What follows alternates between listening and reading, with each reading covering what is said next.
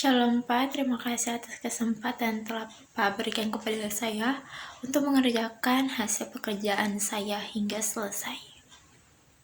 Di sini tugas yang saya kerjakan yaitu tugas IDK 2 dan tugas IDK 3. Di sini tugas 2 yang Pak berikan diminta untuk membuat video yang menjelaskan tentang bagian sel eukariot dan fungsinya. Yang kedua, tugas ketiga diminta membuat video yang menjelaskan tentang glikolisis, dekarboksilasi oksidatif, siklus Krebs, transport elektron pada sel eukariotik yang memiliki mitokondria dan dalam keadaan aerob, dan diminta menghitung berapa total ATP yang dihasilkan. Di sini saya akan masuk pada bagian-bagian dari sel eukariotik beserta fungsinya. Sel eukariotik memiliki membran yang membungkus nukleus, memisahkan dari sitoplasma. Sel prokariotik tidak memiliki struktur dengan membran di dalamnya, yaitu kandung intraseluler tersebar di sitoplasma. Sel eukariotik adalah bahan penyusun kehidupan protozoa, jamur, tumbuhan, dan hewan. Ini ditandai dengan menjaga materi genetik tetap dikemas dalam membran, membentuk nukleus. Ia juga memiliki struktur intraseluler lain yang dikelilingi oleh membran yang dikenal sebagai organel atau mitokondria, vesikel, kloroplas, dan lain-lain sebagainya. Di sini terdapat sebagian struktur sel eukariotik atau sel yang memiliki membran inti. Yang pertama ada membran plasma. Membran plasma tersusun dari molekul lemak atau 2 lapis yang terdapat di bagian tengah membran. Protein terdiri atas protein perifer atau protein tepi dan protein integral. Protein perifer menyusun tepi luar dan dalam membran. Protein integral menembus ke dalam 2 lapisan lemak. Fungsi membran plasma yaitu melindungi isi sel atau mempertahankan isi sel, mengatur keluar masuknya molekul-molekul atau bersifat selektif permeabel atau semi-permeabel. Yang berikut sebagai reseptor atau penerima rangsangan dari luar sel atau bagian sel yang berfungsi sebagai reseptor adalah glikoprotein. Yang kedua yaitu sitoplasma atau plasma sel. Sitoplasma adalah cairan yang berada dalam sel selain nukleoplasma atau plasma inti. Cairannya disebut sitosol. Padatnya berupa organel-organel. Sitosol tersusun dari air, protein, asam amino, vitamin, nukleotida, asam lemak, gula, dan ion-ion. Padatan sitoplasma terdiri atas organ-organ, yaitu ribosom, mitokondria, dan kompleks Golgi. Padatan sitoplasma mempunyai sifat fisik yang berubah-ubah karena mengandung protein, dapat berupa fase sol atau cairan, dan fase gel atau padat yang tergantung kondisi sel. Fungsi sitoplasma itu sebagai tempat penyimpanan bahan-bahan kimia yang penting bagi metabolisme sel atau enzim ion-ion, gula, lemak, dan protein. Yang berikut sebagai tempat terjadinya pembongkaran dan penyusunan zat melalui reaksi-reaksi kimia, contohnya pembentukan energi, sintesis asam lemak, asam amino, protein, dan nukleotida. Sitoplasma sendiri selalu mengalir agar metabolisme berjalan dengan baik.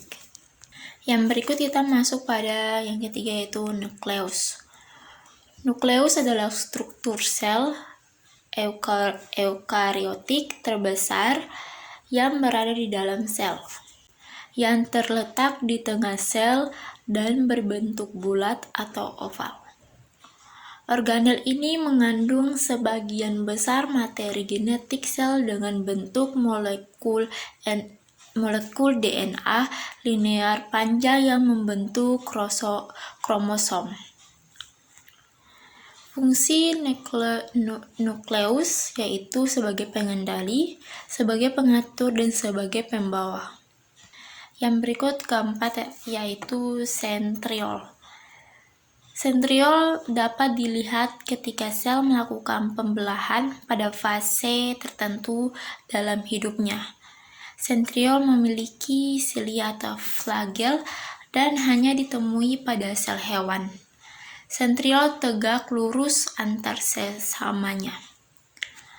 Pada pembelahan mitosis, sentriol terbagi menjadi dua bagian. Tiap-tiap bagian menunjukkan kutub sel, maka terbentuklah benang-benang spindle yang menghubungkan kedua kutub yang berfungsi menarik kromosom menuju kutub masing-masing. Yang berikut, yang kelima, yaitu retikulum endoplasma atau RE. Letak retikulum endoplasma memusat pada bagian dalam sitoplasma atau endoplasma. RE dapat kita temukan pada semua sel eukariotik. Fungsi retikulum endoplasma sebagai penampung protein yang dihasilkan oleh ribosom untuk disalurkan pada kompleks Golgi dan berakhir pada sel. Yang berikut mensintesi lemak dan kolesterol, menetralkan racun atau detoksifikasi atau RE dalam sel hati. Yang berikut yaitu transportasi molekul dari bagian yang satu ke bagian yang lainnya. Kita lanjut pada yang keenam, yaitu ribosom. Ribosom disintesi oleh nukleus, tersusun dari RNA ribosom dan protein. Struktur sel eukariotik yang satu ini ada yang terikat dan ada yang bebas. Menurut bentuk-bentuknya, ribosom terdiri atas unit besar dan unit kecil. Yang berikut yaitu yang ketujuh, kompleks Golgi. Pada sel tubuhan, kompleks Golgi disebut diktiosom. Struktur sel eukariotik berupa organel polimorfik tersusun atas membran berbentuk kantong pipih berupa pembuluh gelembung kecil atau berbentukan seperti mangkuk. Fungsi Golgi yaitu menambah gliosilat pada protein sebagai organel sekretori, mesintesis atau membentuk glikolipida, membentuk dinding sel tumbuhan dan membentuk sel tumbuhan. Yang berikut ke-8, lisosom. Lisosom merupakan membran yang membentuk kantong kecil berisi enzim hidrolitik yang disebut lisosim. Enzim ini berfungsi untuk pencernaan intrasel, yakni mencerna zat-zat yang masuk ke dalam sel. Yang berikut ke-8. Yang berikut ke-9, yaitu badan mikro. Struktur sel eukariotik pada badan mikro terdiri atas peroksisom dan glioksisom. Peroksisom yang banyak terdapat pada sel-sel yang banyak melakukan respirasi, contoh sel hati, ginjal, dan otot.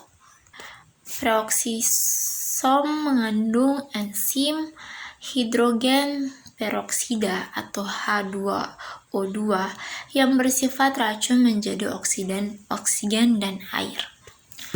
Peroksisom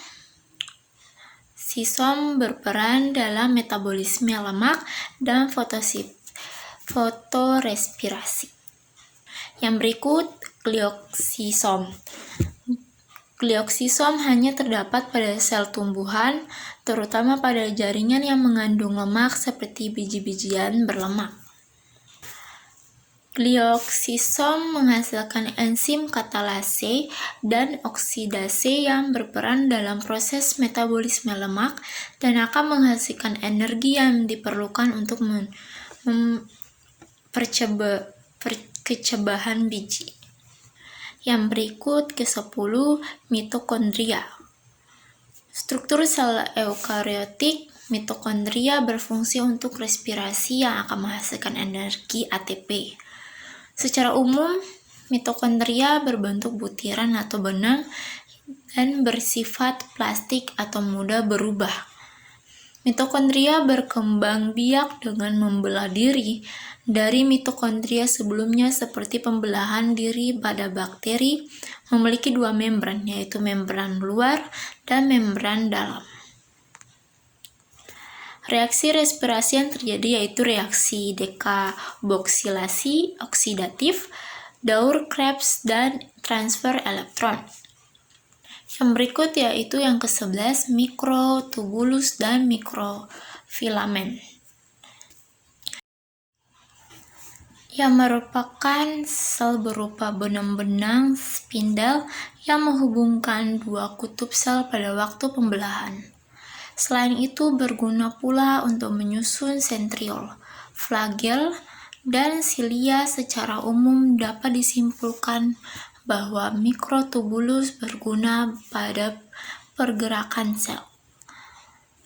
Yang berikut, mikrofilamen merupakan benang-benang halus, tipis, dan memanjang.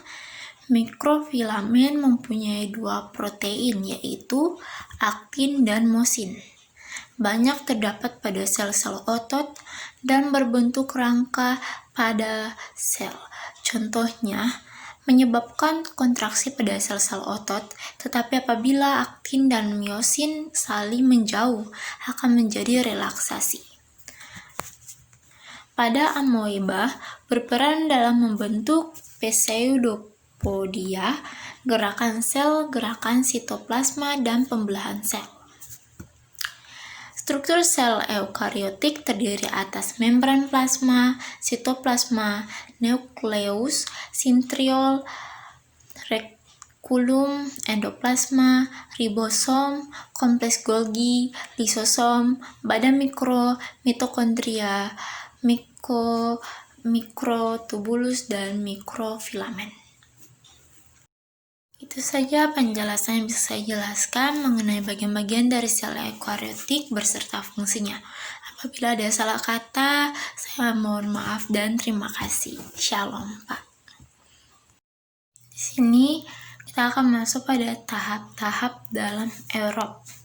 Di sini tahap-tahap dalam aerob terdapat 4 tahap, yaitu 1. Glikolisis, 2. Dekarboksilasi oksidatif, 3. Siklus Krebs, dan keempat yaitu transport elektron. Kita masuk pada tahap yang pertama, yaitu tahap glikolisis.